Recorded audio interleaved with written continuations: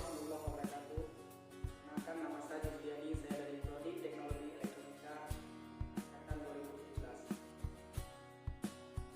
Saya akan mempresentasikan hasil proyek saya dengan judul Rancang Bangun Sistem Penyemprotan Cairan sebagai Modul Mata Kuliah PLC. Di antara lain, saya menggunakan komponen elektronika seperti pompa air, AC, menggunakan sensor, water level. Di sini saya akan mensimulasikan hasil proyek saya.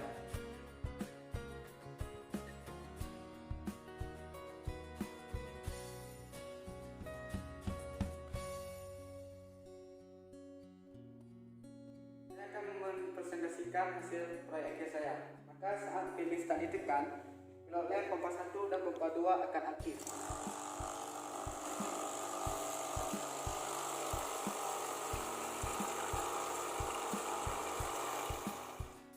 Sensor hack, maka mesin akan aktif 10 detik. Setelah mesin mencampurkan cairan selama 10 detik, maka akan didistribusikan oleh pompa 3 ke wadah yang lain.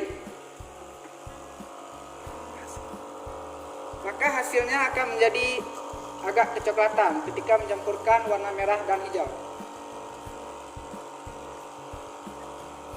Saat air mencapai low level, maka pompa 1 dan pompa 2 kembali aktif untuk mengisi cairan ke dalam tabung penyemprotan.